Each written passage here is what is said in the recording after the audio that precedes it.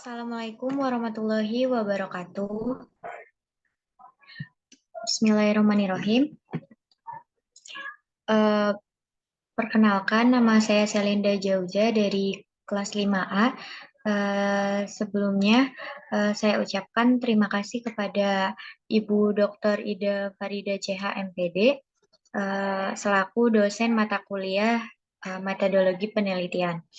Eh, Di sini saya akan mempresentasikan mengenai hasil proposal yang telah saya buat. Nah, proposal saya berjudul Penerapan Media Pembelajaran Interaktif untuk Mengembangkan Keterampilan Proses Sains Siswa pada Materi Literasi Asam Basa.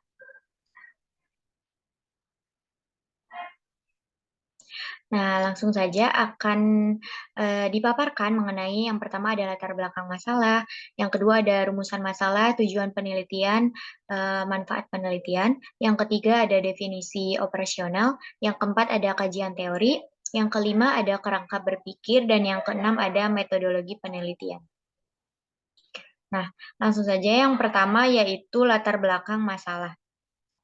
Nah, uh, kimia termasuk rumpun cabang ilmu pengetahuan alam, di mana pada proses pembelajarannya ini memerlukan adanya kegiatan praktikum. Nah, pentingnya kegiatan praktikum dalam pembelajaran kimia ini untuk meningkatkan pemahaman konsep pada suatu materi yang telah dipelajari. Nah, salah satu praktikum yang banyak dilakukan di sekolah menengah atas atau SMA yaitu praktikum titrasi asam basa. Nah, literasi asam basa sendiri yaitu suatu metode analisis kuantitatif untuk menentukan kadar suatu zat yang ada dalam larutan. Nah, dalam praktikum titrasi asam basa dibutuhkan keterampilan proses sains yang baik agar pelaksanaan praktikum berjalan lancar dan tidak terjadi kesalahan yang mengakibatkan pada hasil penentuan kadar suatu. Nah, keterampilan pada saat praktikum ini dapat ditingkatkan dengan adanya media pembelajaran yang dapat membuat siswa mempelajari sekaligus dan memahami konsep dari literasi asam basa. Beberapa penelitian terdahulu juga telah mengembangkan media pembelajaran pada materi literasi asam basa. Nah, hasil lain penelitian terdahulu ini, peneliti mengembangkan aspek kebaruan menggunakan media interaktif bernama NIRPOD. Uh,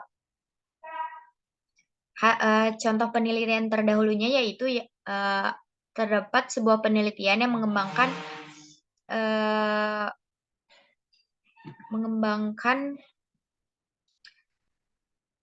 virtual lab uh, sebagai aplikasi untuk meningkatkan keterampilan proses sains siswa pada materi literasi asam basa. Lalu ada juga digunakan media chemistry is fun berbasis Android pada materi literasi asam basa. Nah, jadi di sini peneliti atau saya mengambil aspek kebaruan untuk menggunakan media interaktif bernama Nearpod. Nah, berdasarkan latar belakang di atas, pengembangan media pembelajaran interaktif ini sangat penting untuk membantu tercapainya tujuan pembelajaran. Oleh karena itu, peneliti tertarik untuk mengembangkan penelitian dengan judul Penerapan Media Interaktif Nearpod untuk meningkatkan keterampilan proses sains siswa pada materi literasi asam basa. Nah, selanjutnya yaitu ada rumusan masalah. Yang pertama ada bagaimana penerapan media Nearpod pada materi literasi asam basa. Yang kedua, bagaimana peningkatan keterampilan proses sains siswa setelah penerapan media Nearpod pada materi literasi asam basa.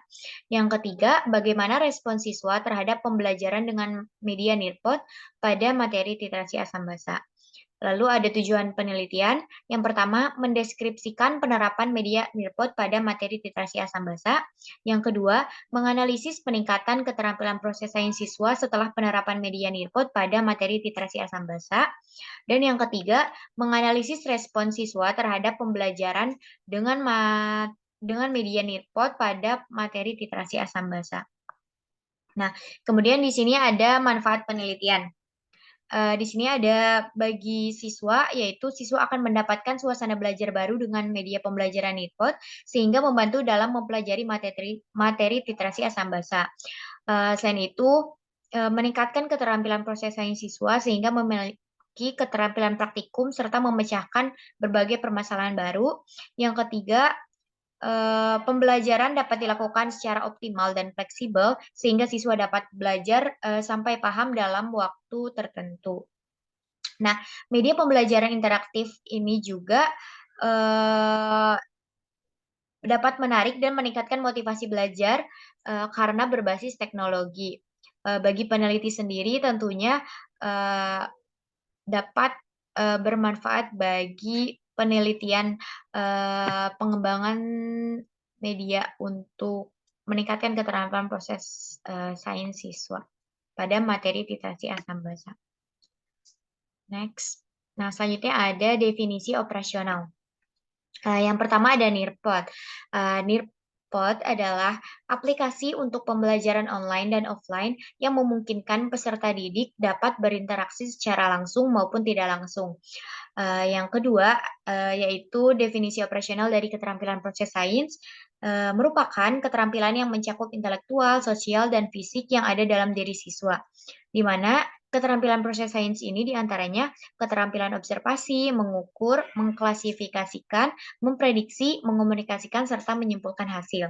Lalu ada juga titrasi asam basa, adalah metode analisis kuantitatif untuk menentukan kadar suatu zat dalam larutan. Eee, be apa, beranjak dari pembahasan selanjutnya yaitu ringkasan kajian teoritis. Nah, yang pertama media pembelajaran interaktif. Di sini ada pengertiannya ya, pengertian dari media pembelajaran interaktif, yaitu, segala bentuk perantara baik berupa hardware atau software yang memiliki fungsi untuk memperjelas pesan dalam suatu materi pelajaran dari pendidik kepada peserta didik, sehingga terjadi proses pembelajaran yang lebih efektif. Lalu karakteristik dari media pembelajaran interaktif ini dapat dilihat dari dua segi ya.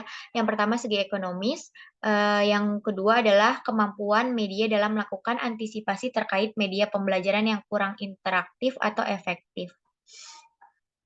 Di mana menurut, Gerlach dan Ellie dalam Kustandi dan Darmawan, karakteristik media pembelajaran berdasarkan kemampuan dalam melakukan kegiatan pembelajaran ini tidak bisa dilakukan pendidik dengan efektif adalah sebagai berikut. Yang pertama ada ciri fiksatif, yang kedua ada ciri manipulatif, yang ketiga ada ciri distributif. Selanjutnya ada fungsi dari media pembelajaran interaktif. Nah, media ini memiliki peran yang penting dalam proses pembelajaran. Nah, di mana media pembelajaran interaktif berfungsi, yang pertama menjadikan pembelajaran lebih menarik, yang kedua penyampaian pembelajaran menjadi lebih cair dan tidak kaku, yang ketiga terciptanya pembelajaran yang interaktif karena peserta didik dapat berpartisipasi dalam proses pembelajaran. Begitu juga pendidik dapat, memberikan umpan balik serta penguatan. Yang ketiga eh, yang ketiga mempersingkat waktu pembelajaran yang diperlukan. Selanjutnya ada, penerapan media interaktif Nearpod. Di sini juga ada pengertian ya, pengertiannya yaitu menurut Mardatil, Nearpod, adalah aplikasi pembelajaran online dan offline yang memungkinkan siswa dapat berinteraksi, secara langsung maupun tidak langsung. Nah, di dalam aplikasi Nearpod ini menyediakan berbagai fitur-fitur menarik yang dapat digunakan untuk menunjang kegiatan pembelajaran, di antaranya Nearpod Library, simulasi materi, berbagai aktivitas seperti kuis dan game, dan banyak fitur-fitur lainnya untuk membagikan materi, yaitu ada 2 cara, yaitu dengan menggunakan live participation dan juga student student test. Selanjutnya ada sejarah singkat Nearpod, di mana, Nearpod ini pertama kali dibuat oleh 3 pengusaha asal Florida yaitu, Felipe Sommer, Guido Kowalskis, dan Emiliano Abramson pada tahun 2012. Di mana ketiganya ini didukung oleh tim pengembang, desainer, pendidik, serta para pengusaha sehingga, semuanya memiliki pengalaman kuat untuk menciptakan media pembelajaran interaktif. Nah, pemberian nama Nearpod sendiri ini telah mewakili kebutuhan akan interaksi, yang dekat dalam berbagai, materi pembelajaran seperti diskusi dan berbagai cara terbaik lainnya untuk belajar. Selanjutnya ada kelebihan dan kekurangan. Nah, kelebihan dari media pembelajaran Nearpod ini yang pertama, materi atau konten pembelajarannya ini siap pakai. Yang kedua, konten dan aktivitas pembelajarannya ini beragam. Yang ketiga, format penyampaian pembelajarannya ini variatif. Yang keempat, terciptanya pembelajaran dua arah dan lain-lain. Selanjutnya ada juga kekurangan dari pembelajaran Nearpod ini. Yang pertama, ruang penyimpanan yang disediakan untuk pengguna versi dasar itu hanya sebesar 100 megabyte. Lalu jumlah peserta didik pada setiap sesi pembelajaran hanya dibatasi 40 anak. Yang ketiga, tidak dapat terintegrasi dengan LMS seperti Google Classroom, Canva, Schoology, dan lain-lain. Selanjutnya ada kajian teoritis dari keterampilan proses sains. Nah, di sini ada pengertian ya. Menurut Dimyati dan Mujiono,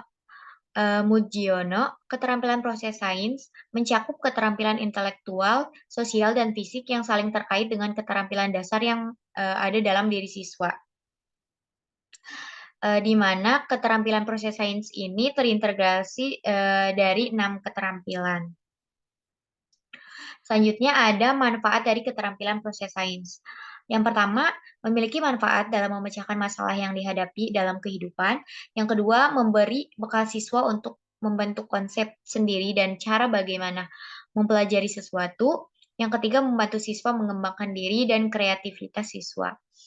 Selanjutnya ada aspek-aspek dari keterampilan proses sains. Ini ada 7 jenis keterampilan proses. Yang pertama ada mengamati, yang kedua ada menggolongkan atau mengklasifikasikan, yang ketiga ada menafsirkan, yang keempat ada meramalkan, yang kelima ada menerapkan, yang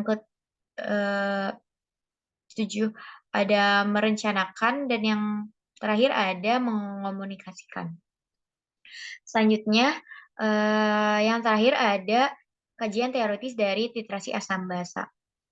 Nah, di kajian teoritis pada literasi Asambasa ini berisi mengenai materi dari literasi Asambasa yang terdiri dari reaksi penetralan, kemudian ada proses literasi Asambasa, ada juga indikator asam basa, serta perubahan pH pada titrasi asam basa yang disertai juga kurva dari titrasi asam basanya. Nah, selanjutnya ada kerangka berpikir.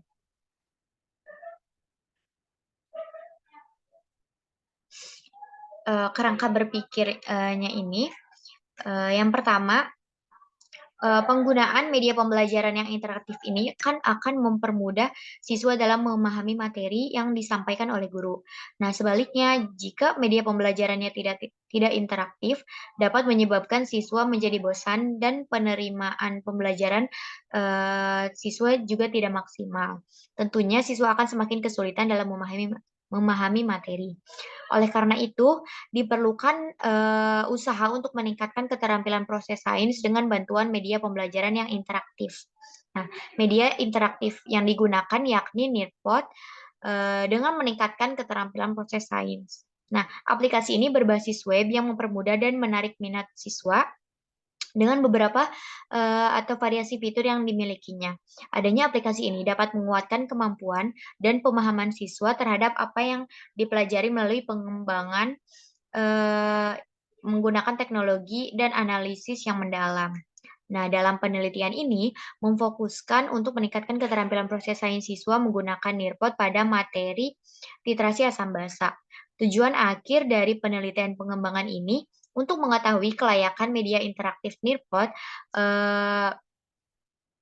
untuk meningkatkan keterampilan proses sains siswa pada materi literasi asam basa.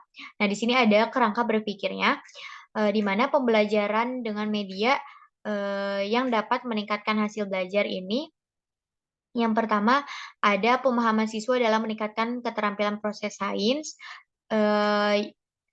di mana akan dilakukan pretest untuk meningkatkan keterampilan proses sains pada materi literasi asam basa. Selanjutnya, yang kedua ada menggunakan media interaktif Nearpod dengan metode pre-eksperimental, di mana akan dilakukan post-test untuk meningkatkan keterampilan proses sains siswa pada materi literasi asam basa, di mana hasil akhirnya, hasil pretest post-test ini akan dianalisis menggunakan uji endgame, yang diolah dengan aplikasi SPSS, kemudian uji homogenitas menggunakan uji statistik, Laven, lalu dilakukan uji T, di mana nilai signifikan, lebih besar dari 0,05 yang berarti H0 diterima dan HA ditolak. Apabila nilai signifikan kurang dari 0,05 berarti H0 ditolak dan HA diterima. Nah, selanjutnya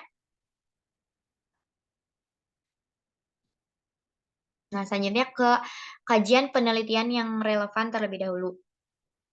Nah, Eee, kajian penelitian yang relevan ini saya mengambil 3 contohnya.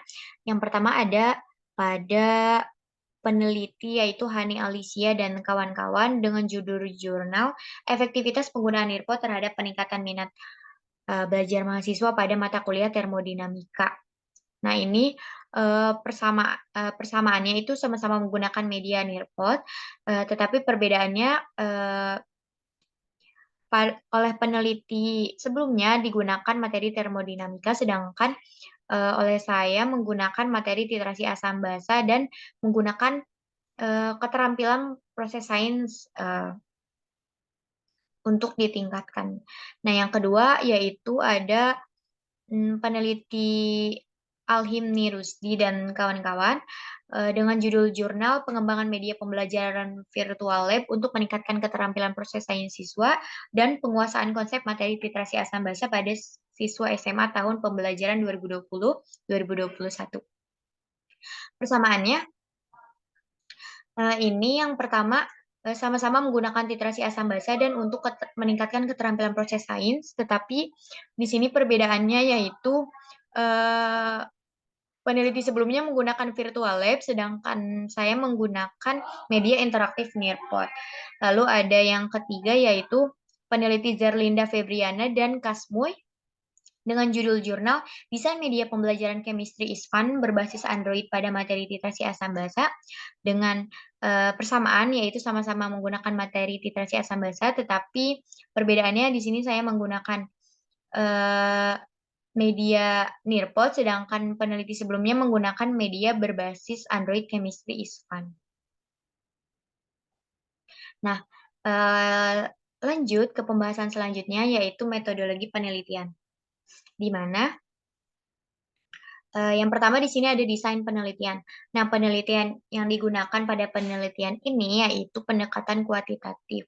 Nah, adapun metode penelitian yang digunakan adalah pre-eksperimen. Dengan desain penelitian menggunakan one group pretest post-test. Di sini ada desain penelitian one group, pretest post-test, di mana O1 ini, yaitu nilai pretest atau sebelum diberi perlakuan. Lalu ada X ini perlakuan dengan menggunakan media interaktif Nearpod, dan yang O2 ini nilai post-test setelah diberi perlakuan. Kemudian ada subjek penelitian. Nah, penelitian ini hanya mengambil satu kelas sebagai kelas eksperimen, yaitu kelas 11 MIPA, di mana dilakukan oleh sebanyak 16 siswa dan kelas kontrol yaitu sebanyak 15 siswa dengan kemampuan para siswa yang tidak jauh berbeda. Lokasi penelitian ini terletak di Kecamatan Cibarusah, Kabupaten Bekasi. Selanjutnya ada, prosedur penelitian. Nah, prosedur penelitian ini terdiri dari 3 tahap ya. Yang pertama tahap persiapan.